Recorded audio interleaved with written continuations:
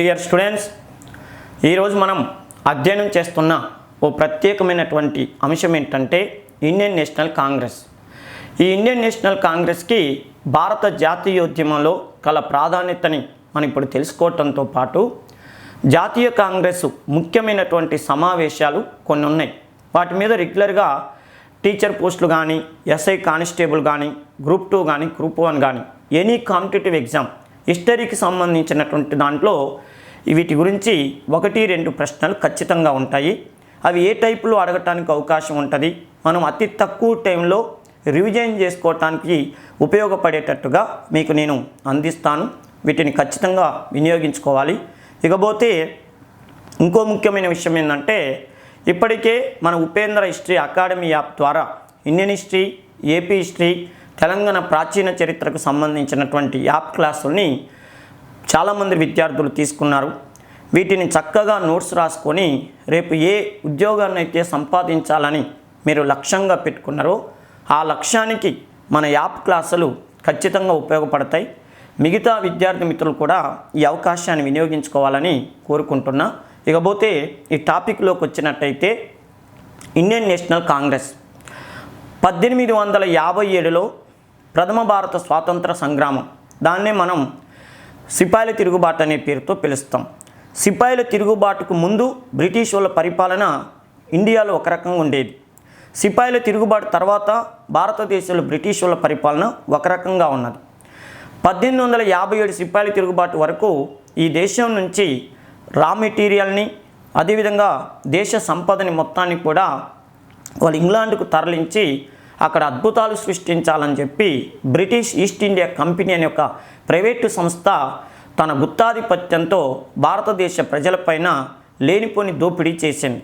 1857 సిపాయిల తిరుగుబాటు తర్వాత ఒక్కసారిగా రవి అస్తమించని బ్రిటిష్ సామ్రాజ్యానికి ఒక విషయం అర్థమైంది.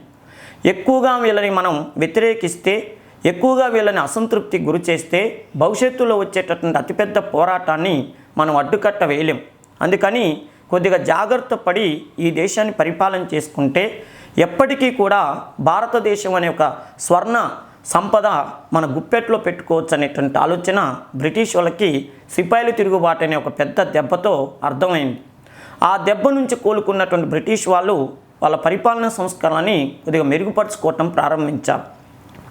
దానిలో భాగంగానే 1858లో భారత ప్రభుత్వ చట్టం అని చెప్పి ఓ చట్టాన్ని తీసుకొచ్చి, ఇక నుంచి భారతదేశాన్ని కంపెనీ పరిపాలన చేయదు, అంటే ఇన్నాళ్ళు మీ భారతదేశాన్ని ఒక ప్రైవేటు కంపెనీకి అప్పగించాము, అదే మేము చేసిన పెద్ద తప్పు, ఇక నుంచి మా బ్రిటిష్ పార్లమెంటే మీ దేశాన్ని పరిపాలన చేస్తుందని చెప్పి సాక్షాత్తు విక్టోరియా మహారాణి, ఆ ఇంగ్లాండు దేశ రాణి ఒక ప్రకటన చేస్తూ 1858వ సంవత్సరం నవంబర్ 1వ తారీఖు నాడు భారత ప్రభుత్వ చట్టం అని చెప్పి అప్పటి గవర్నర్ జనరల్గా ఉన్నటువంటి లార్డ్ కానింగ్కి ఒక లేఖని పంపించింది. ఆ లేఖని లార్డ్ కానింగు అలహాబాదులో ఒక ప్రజా దర్బార్ని ఏర్పాటు చేసి అందరి ముందు చదివి వినిపించాడు. ఏంటంటే, ఇక నుంచి భారతదేశంలో కొత్త సంస్థలు పెట్టుకోవచ్చు, మీ ఇష్టం వచ్చిన మతాన్ని ఆచరించవచ్చు, క్వాలిఫికేషన్ ఉన్నటువంటి భారతీయులకు కూడా సరైనటువంటి ఉద్యోగ అవకాశాలు ఇస్తామని, రాజ్య సంక్రమణ సిద్ధాంతాన్ని ఉన్నట్టుండి రద్దు చేస్తున్నట్టుగా అన్ని రకాలైనటువంటి రాయితీలని భారతదేశ ప్రజలకి కల్పించే చట్టమే 1858 భారత ప్రభుత్వ చట్టం అని చెప్పి విక్టోరియా మహారాణి ద్వారా పలికాడు లార్డ్ కానింగ్. ఆ రోజు నుంచి లార్డ్ కానింగ్ని వైస్రాయ్గా పిలవాలని, ఏ కష్టం వచ్చినా కూడా బ్రిటన్ పార్లమెంటు మీకు అండగా ఉంటుందనేటటువంటి సందేశాన్ని ఆ పేపర్ ద్వారా మనకు తెలియజేశారు. అయితే దానిలో భాగంగానే చాలామంది భారతీయులకి ఒక ఆశ పుట్టింది. అనేక ప్రత్యేకమైనటువంటి సంస్థలు స్థాపించుకొని మన స్వేచ్ఛ కోసం మన స్వాతంత్రం కోసం ఉద్యమాలు చేసుకుంటే ఇక బ్రిటిష్ వాళ్ళు మన మీద ఒత్తిడి చేరనేటువంటి ఆశ 1858 చట్టం ద్వారా భారతదేశ ప్రజలకు అర్థమైంది. దానిలో భాగంగానే పురుడు పోసుకున్నటువంటి సంస్థ ఈ ఇండియన్ నేషనల్ కాంగ్రెస్. 1858 నుంచి 1947 వరకు భారతదేశ చరిత్రలో ఆ యుగాన్ని ఏమని పిలుస్తారంటే భారత జాతీయోద్యమ కాలం అనే పేరుతో పిలుస్తారు. 1858 నుంచి 1947 వరకు భారత జాతీయోద్యమ కాలం అని పిలుస్తారు. ముఖ్యంగా 1885 డిసెంబర్ 28వ తారీఖు నాడు భారత జాతీయ కాంగ్రెస్ అనే సంస్థని ఏవో హ్యూమ్ అనే ఒక బ్రిటిష్ అధికారి బొంబాయిలో స్థాపించాడు. వాస్తవానికి ఈ సంస్థని 1885 డిసెంబర్ 25వ తారీఖు నాడు అదే మహారాష్ట్రలోని పూణేలో ప్రారంభించాలని ప్రయత్నం చేశాడు. కానీ అక్కడ ప్లేగు వ్యాధి రావడంతో 3 రోజుల తర్వాత 28వ తారీఖు నాడు బొంబాయిలో నిర్వహించడం జరిగింది. ఈ బొంబాయి సెషను మన భారతదేశ ఆశలకి ఆశయాలకి నాంది పలికినటువంటి ఆ సెషన్గా చెప్తారు. మొత్తానికైతే భారత జాతీయ కాంగ్రెస్ 1885వ సంవత్సరంలో స్థాపించబడి 1947వ సంవత్సరం వరకు 1885వ సంవత్సరంలో స్థాపించబడి 1947వ సంవత్సరం వరకు దేశానికి స్వతంత్రం వచ్చేంత వరకు అత్యంత కీలకమైనటువంటి పాత్రను పోషించిందన్నది వాస్తవం. విద్యార్థి మిత్రులకు ఇంకో ప్రత్యేకమైన విషయం ఏంటంటే నేను చెప్పేది, ప్రపంచంలో ఆయా దేశాలలో స్వాతంత్రాలు తెచ్చుకోవటం కోసం అనేక రకాలైనటువంటి సంస్థలు ఏర్పడ్డాయి. మిగతా సంస్థలకి మన భారతదేశంలో ఉన్న జాతీయ కాంగ్రెస్కు ఉన్న పెద్ద తేడా ఏంటంటే ఆ సంస్థలు స్థాపన జరిగేటప్పుడు మాత్రమే ఏదో ఆడంబ సూరత్వంలాగా హడావుడిగా స్థాపించబడ్డాయి, కానీ తర్వాత కాలంలో కాలగర్భంలో కలిసిపోయినాయి. కానీ మన భారత జాతీయ కాంగ్రెస్కు ఉన్నటువంటి ప్రత్యేకత ఏంటంటే 1885లో స్థాపించబడినప్పుడు ఉన్నటువంటి ఉత్సాహం ఆరాటం ఇప్పటికీ కూడా భారత జాతీయ కాంగ్రెస్లో కొనసాగుతుంది. ఇప్పటికీ కూడా ప్రతి సంవత్సరం అంటే స్వాతంత్రం వచ్చి ఇన్ని సంవత్సరాలు అవుతున్నా కూడా ప్రతి సంవత్సరం కూడా కాంగ్రెస్ ప్లీనరీ సమావేశాలనే పేరుతో దేశంలో ఏదో ఒక చోట జరుగుతుండటం అన్నది మన జాతీయ కాంగ్రెస్కు ఉన్నటువంటి గొప్పతనం. అంటే స్వాతంత్రం రాకముందు ఈ సంస్థ అనేక సభలు సమావేశాలు నిర్వహించింది, స్వతంత్రం వచ్చాక నిర్వహించింది, ఇప్పుడు ప్రస్తుతం కూడా నిర్వహించి ఈ దేశ భవితవ్యాన్ని నిర్దేశించేటటువంటి సూచనల్ని ఈ కాంగ్రెస్ ప్రభుత్వానికి చేస్తుంది. మరి ప్రపంచంలో ఏ సంస్థకి కూడా ఈ సంస్థకు ఉన్నంత చరిత్ర లేదు, ఈ సంస్థకు ఉన్నటువంటి గొప్పతనం లేదు. మరి భారత జాతీయ కాంగ్రెస్ అనేటటువంటి యుగం 1885 నుంచి 1947 వరకు అయితే ఆర్సి దత్, రమేష్ చంద్ర దత్ అనేటటువంటి ఒక చరిత్రకారుడు ఈ జాతీయ కాంగ్రెస్ యుగాన్ని మొత్తాన్ని కూడా 3 దశలకు విభజించాడు. 1 మితవాద యుగం, 2 అతివాద యుగం, 3ది గాంధీ యుగం. ఈ 3 యుగాలకి నాంది పలికినటువంటి సమావేశం ఏదయ్యా అంటే ఈ ఫస్ట్ సమావేశం డిసెంబర్ 28వ సంవత్సరం 1885 the first session of the Congress అని దేన్ని చెప్తారు? డిసెంబర్ 28 బొంబాయిలో జరిగినటువంటి సమావేశాన్ని ఫస్ట్ సెషన్గా చెప్తారు. ఆన్ 28 డిసెంబర్ 1885 1885 డిసెంబర్ 28వ తారీఖు నాడు బొంబాయిలో ఈ సమావేశం జరిగింది. దీనికి మొత్తం సభ్యులు హాజరైనటువంటి వాళ్ళు ఎంతమంది అంటే కేవలం 72 మంది. వాస్తవానికి ఏవో హ్యూమ్ అనేటటువంటి వ్యక్తి ఈ సంస్థను స్థాపించడంలో ప్రధాన ఉద్దేశం ఏంటంటే, కొద్దిగా బ్యాక్గ్రౌండ్ స్టోరీ చెప్పుకుంటే 1885లో భారత జాతీయ కాంగ్రెస్ స్థాపన జరగటానికి అసలు నాంది పలికినటువంటి వ్యక్తి ఎవరయ్యా అంటే అందరూ ఏవో హ్యూమ్ అనుకుంటారు. వాస్తవానికైతే ఏవో హ్యూమ్ ఈ సంస్థను స్థాపించి ఉండొచ్చాం, కానీ ఈ సంస్థ స్థాపించాలనేటువంటి ఆలోచన కల్పించిన వ్యక్తి లార్డ్ రిప్పన్. 1880 నుంచి 1884 వరకు భారతదేశంలో వైస్రాయ్గా పనిచేసినటువంటి రిప్పన్కి మన భారతదేశం అంటే చాలా ఇష్టం. భారతదేశ పౌరులు, భారతీయ యొక్క ఉదారత బాగా నచ్చినటువంటి వ్యక్తి, మన భారతీయులను ప్రేమించినటువంటి వ్యక్తి ఎవరంటే లార్డ్ రిప్పన్.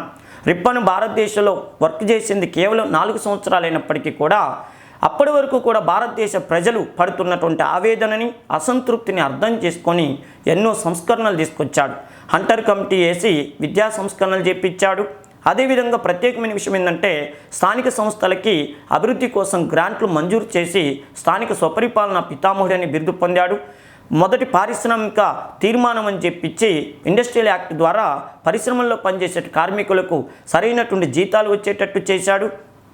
ఐరోపా లాయర్లతో పాటు ఇండియన్ లాయర్లకి కూడా కోర్టుల్లో వాదించే అవకాశమైనటువంటి ఇల్బర్టు బిల్లుని ప్రవేశపెట్టేటట్టు చేశాడు లార్డ్ రిప్పన్.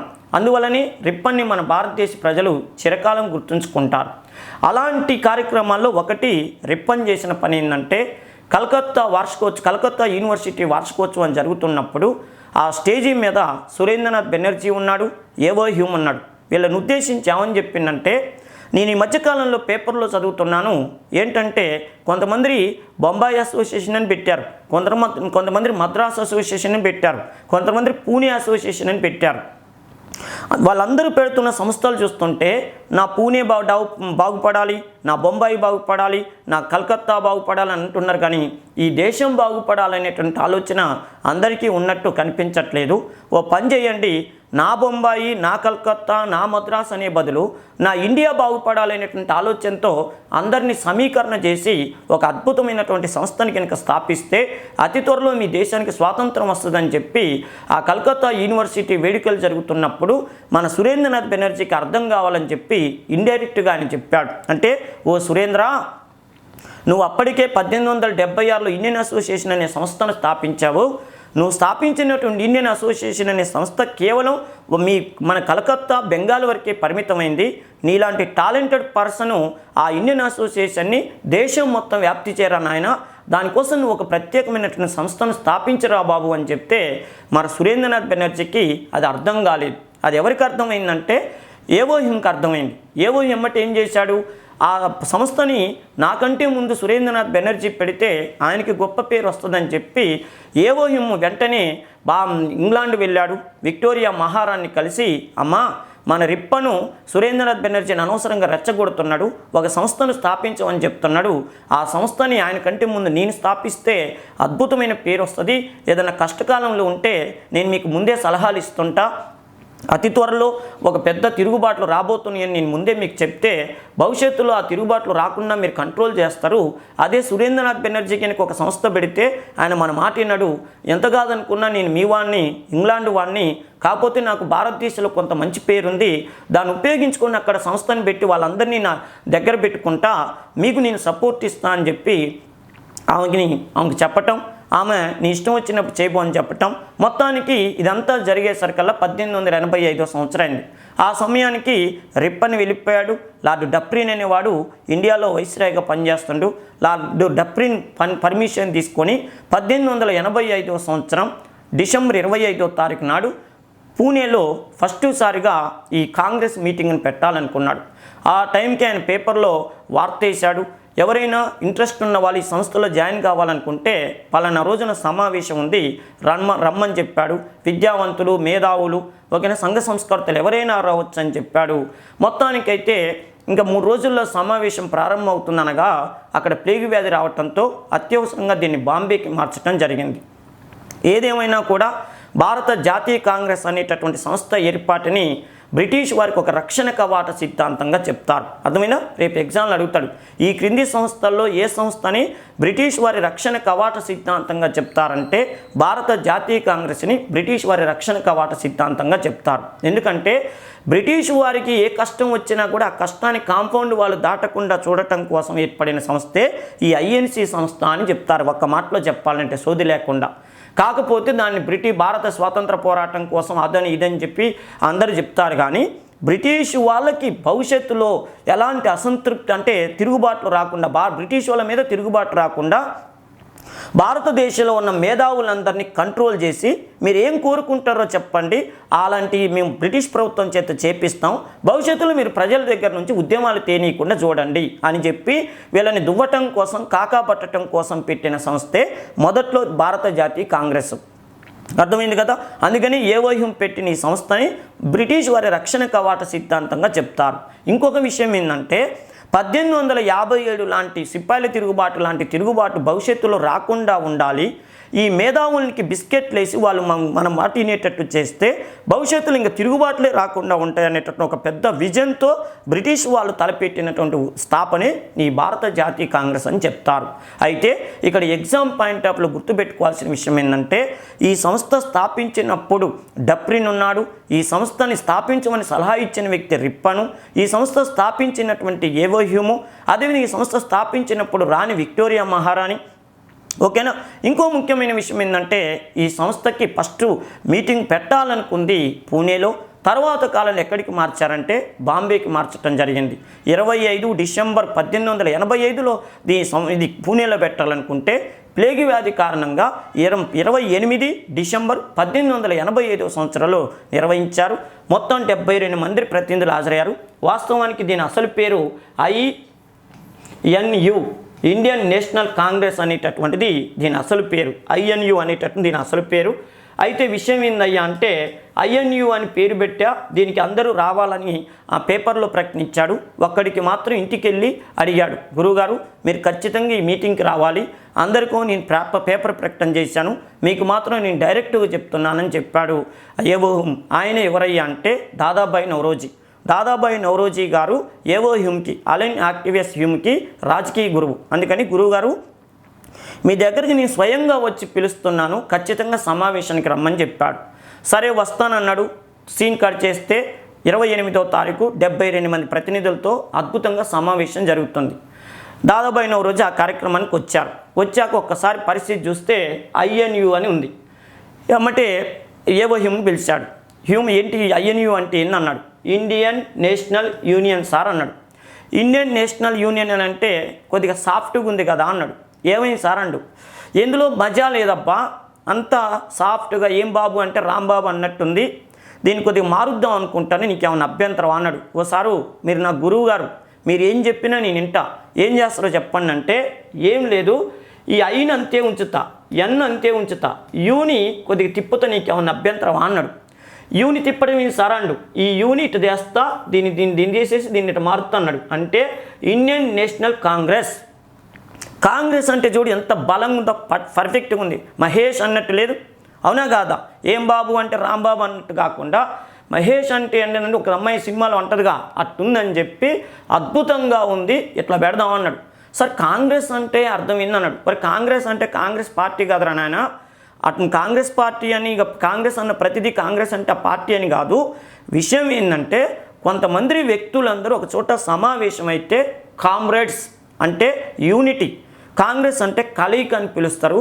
ఉదాహరణకి అమెరికాలో పార్లమెంట్ ఉంది, అమెరికా పార్లమెంట్ అని కాంగ్రెస్ అంటే వాళ్ళంతా కాంగ్రెస్ వాళ్ళ అర్థం, అందుకని ఇట్లా పెడదామని చెప్తే మీరు ఎలా అంటే ఎలా అన్నారు. మొత్తానికైతే విషయం ఏంటంటే ఏవో హ్యూమ్ ఈ పార్టీకి ఈ సంస్థకు పెట్టిన పేరు ఏది ఐఎన్యు.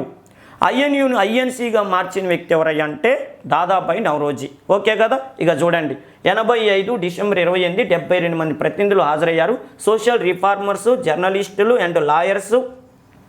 ఓకే, నెక్స్ట్ విషయం ఏంటంటే ప్రత్యేకమైనవిగా చూసుకుంటే ఈ ఫస్ట్ సెషన్ అంతా కూడా ఇండియన్ నేషనల్ యూనియన్ అని పేరు ఉంటే దానికి మనోడు ఏమని పేరు పెట్టిండు, ఓకేనా, ఐఎన్సీ అని పేరు పెట్టిండు. మరి ఈ సమావేశం ఎక్కడ జరిగింది అంటే బొంబాయిలోని గోకుల్దాస్ తేజ్పాల్ సంస్కృత కళాశాల. బొంబాయిలోని గోకుల్దాస్ తేజ్పాల్ సంస్కృత కళాశాలలో ఫస్ట్ ఐఎన్సీ సెషన్ జరిగింది. క్లియర్ కదా.